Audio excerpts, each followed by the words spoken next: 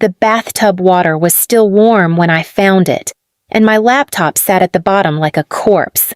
I didn't scream at first. I just stared, frozen, as the bubbles around it went silent, the faint blue light of its charger blinking one last time before dying out completely.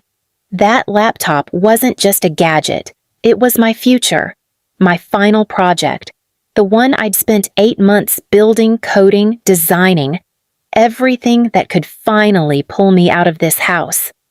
Behind me, my sister Haley's voice slid like a knife.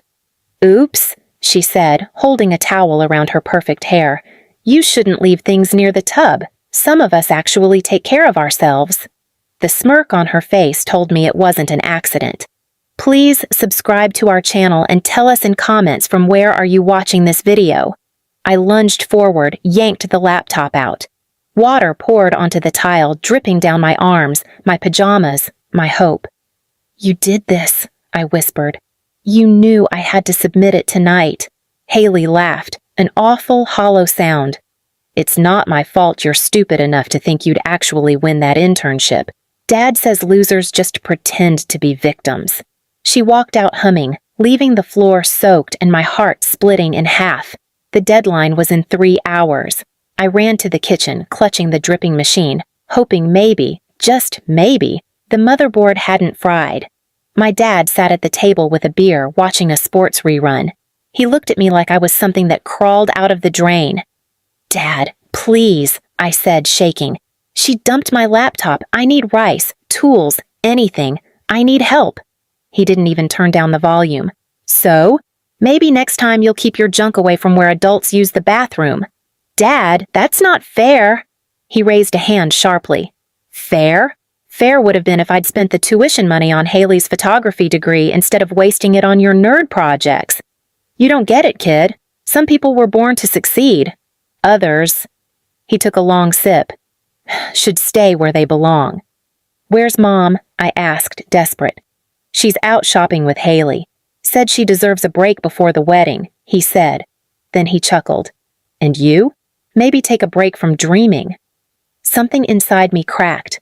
I went to my room and stared at the soaked device. The keys were dead, the ports shorted. Everything I'd built, the software, the research, gone. My code had been my ticket out. The project was supposed to go to the National Review Panel. The winner would get a tech scholarship and a guaranteed job placement.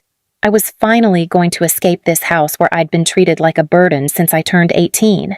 Now, Haley's laughter still echoed down the hall, mixed with my father's TV commentary. My room smelled like burnt metal. I plugged in the charger one last time. Nothing. I buried my face in my hands and screamed. Hours later, when my submission window closed, I just sat there staring at the time-expired message.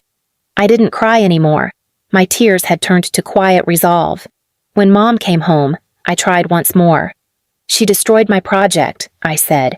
"You can check the bathroom." Mom cut me off. "Haley said you're being dramatic again. You always need attention when she has something good going on." "She ruined my chance at a career." "Career?" Mom scoffed. "Haley's the one getting married, building a life. You sit in that room pretending to be some genius when you can't even keep a job. You think companies want unstable girls?" "I'm not unstable," I snapped. "I'm trying." "Enough," she yelled, voice sharp as glass. "This family's tired of your excuses. You're embarrassing us." I looked between her and Dad, both watching me like I was the problem. Haley appeared at the stairs, grinning. Don't yell at her, Mom. She just needs a little therapy." Mom smirked. "Maybe you're right." They laughed together.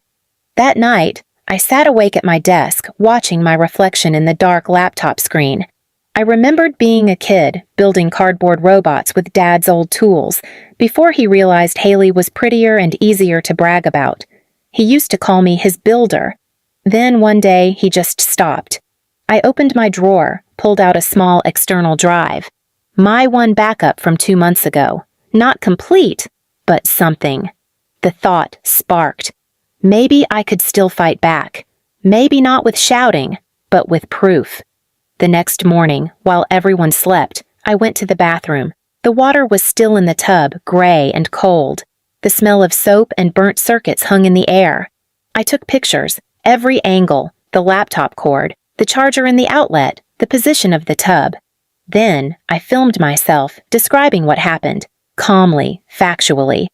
Then I went downstairs and quietly turned on my dad's work computer. He was a manager at a local construction supply firm, the same one that sponsored a community tech scholarship every year, the same scholarship I was competing for. When I checked his email folder, my stomach twisted. My application email had been forwarded to him last week. Haley must have opened it on his account. She had known exactly what I'd been building. She'd read my pitch. She knew it was strong enough to win. I copied every relevant file to my drive, not to expose them yet, but to protect myself. When Haley woke up, she found me sitting calmly at the table. "Morning," she said, fake sweet. I didn't even look up. "You really shouldn't have touched my work." She tilted her head. "What's done is done." I smiled faintly. "That's what you think." The truth was, for the first time, I wasn't scared of them anymore. Something about losing everything made fear disappear. I was just empty. And when you're empty, you can finally plan. That night, when Dad bragged on the phone to his friend about Haley's success, I quietly finished restoring my partial project from the old drive. I had nothing left to lose, and that makes a person dangerous in all the right ways. And as the cursor blinked on my screen, an idea started forming. If Haley thought she'd destroyed my chance forever, she was wrong. Because what she didn't know was that I'd already sent a beta version to one of the judges 2 weeks earlier for feedback, and the judge had loved it. All I needed was proof that Haley sabotaged me. And soon, she'd hand me that proof herself. Haley strutted through the kitchen the next morning like nothing had happened, sipping iced coffee while scrolling on her phone. Dad was at the table again, pretending to read the paper. I walked in, dressed in my worn hoodie, laptop bag slung over my shoulder like habit. Except this time, there was no laptop inside, just a plan. I kept my voice calm. "I'm going out. Don't wait up." Dad didn't even look up. "Don't worry, we weren't." Haley smirked. "Try not to drown your next computer, nerd." I walked out without another word. My hands were shaking, but not from fear anymore, from focus. I went straight to the university's computer lab. I knew one of the IT techs there, Mason, who had once stayed late to help me debug my code. He looked surprised when I showed up with my external drive and my story.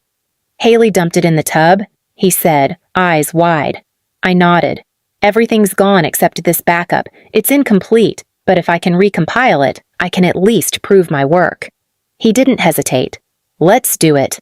We spent hours rebuilding from fragments, recovering logs, screenshots, drafts, old emails to professors. My stomach growled, my back hurt, but my determination had a pulse of its own. By evening, Mason grinned.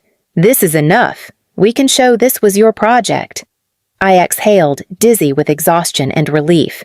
Then, as if the universe wanted a final twist, I got an email notification from the scholarship board. Subject line, Your application, status inquiry. My heart stopped. I opened it and read, "Dear Danielle, we received an application yesterday from Haley Parker using nearly identical project material to yours. Could you clarify your relationship and whether this was collaborative work?" My hands clenched. She hadn't just destroyed my laptop. She'd stolen the backup submission file I'd sent for feedback. She'd copied my work and submitted it under her name. For a moment, my chest burned so hard I thought I'd scream, but then I realized something. This was perfect. She'd just handed me everything I needed. I wrote back, keeping my tone professional. "Thank you for notifying me. I can confirm this project is solely my original work. I am attaching time-stamped drafts, code logs, and communications with faculty, mentors verifying authorship. Additionally, please note the incident report I am filing with the university's ethics office for plagiarism and property destruction." Then I hit send. Next, I went to the ethics office in person, USB drive in hand. I showed them the email chain, the bathtub photos, the surveillance timestamps from the house security camera that had captured Haley walking upstairs with my laptop. The officer, a stern woman in her 40s, looked disgusted. "If this checks out, she'll be blacklisted from every affiliated program," she said quietly. "And your father encouraged this?" I nodded once. He laughed. She shook her head. "We'll take it from here." By evening, the first ripple hit. Haley's phone started blowing up during her pre-wedding dinner. The scholarship committee had already begun their verification process. They CC'd her university and her fiancé, who had written a glowing recommendation for her work ethic. Her perfect social image cracked like thin glass. Mom called me, voice trembling with anger. "What did you do, Danielle?" I didn't bother to lie. I told the truth. "You ruined your sister's reputation," she snapped. "She ruined her own," I said calmly. "All I did was hit send. Dad tried intimidation next. You think you've won? You've embarrassed this family." I turned my phone camera on him, voice steady. "I think you embarrassed yourselves. The board copied the investigation to your company's sponsor email, didn't they? That's what happens when you help someone commit fraud." There was silence on the other end, then a sharp exhale. Click. Within 2 days, it all unraveled. The scholarship committee disqualified Haley publicly, citing academic misconduct and ethical violations. Her fiancé withdrew their engagement to focus on personal matters. My father's company quietly pulled his name off the sponsorship list, pending review. And me? I got an email from the board. They'd reopened my case. They reviewed my drafts, saw the metadata, the teacher recommendations. One line stood out. "We admire your integrity and determination under pressure. We'd like to offer you a reinstated interview." The next week, I stood in front of the panel, hair pulled back, laptop borrowed, confidence earned. When they asked about what happened, I told them calmly. Some people tried to take credit for my work. I didn't let them. I walked out knowing I'd already won. Not just the scholarship, but the freedom to never look back. That night, I got a message from Haley. "You destroyed me." I typed back one line. "No, Haley. You just finally met someone who stopped letting you win." 2 weeks later, the email came in. "Congratulations, Danielle. We're pleased to inform you that you've been selected for the National Internship Program. Your project ranked in the top 3 submissions." I read it. Twice, 3 times, until my hands started trembling. All the nights I'd spent writing code on a second-hand keyboard, all the humiliation, the screaming, the silence. It finally had meaning. When I walked into the living room to pack my bags, Dad was on the couch, phone pressed to his ear. His voice was low, angry. He hung up fast when he saw me. "Where do you think you're going?" he demanded. I met his eyes, calm. "California. The internship starts Monday." His expression twisted. "You're joking." "No," I said. "I'm leaving this house, and I'm not coming back." Mom appeared in the doorway, wringing her hands. "You can't just walk out after everything we've done for you." I almost laughed. "You mean the beatdowns, the insults, or watching Haley destroy everything I built?" She flinched. "She's still your sister." "Exactly," I said. "And you both raised her to believe destroying others was love." Haley walked in next, pale, exhausted. The mascara under her eyes had dried into black half-moons. "You're happy now?" she hissed. "You ruined my life." I zipped my suitcase. "No, Haley, you ruined mine a long time ago. I just finally stopped letting you." She stepped closer. "You think you're better than us now?" I turned and looked at her, really looked, at the shaking hands, the desperate glare of someone who'd lost the control she'd always counted on. "No," I said softly. "I'm just finally free from you." Dad slammed his beer down. "If you walk out that door, don't bother coming back."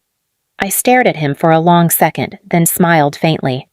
"That's the first kind thing you've ever said to me." I picked up my bag and walked out.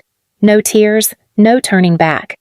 2 months later, I was sitting in a glass office overlooking the San Francisco skyline, badge clipped to my shirt with my name beside a company logo I used to dream about. My project had gone viral in the tech community, not because of scandal, but because it was good. One evening, an email popped up. The sender, Haley Parker. Subject, "Please call me." For a moment, I almost deleted it, but curiosity won. I opened it. Mom and Dad lost their house. Dad was fired after the sponsor pulled out. They're saying it's your fault. Please, Danielle, they're begging you to talk to them. I leaned back in my chair, watching the city lights flicker through the glass. For years, they'd told me I was worthless, a burden, a joke, and now they wanted mercy. I typed slowly, each word deliberate. I spent my life begging for understanding. You gave me silence. Now you'll learn how it feels. Then I hit send and closed the laptop. Outside, the fog rolled over the skyline, quiet and clean. I stood up, took a breath, and smiled for the first time in years. They'd taught me to believe losers should stay losers. They were right about one thing. Except this time, it wasn't me. Please subscribe to our channel and tell us in comments from where are you watching this video.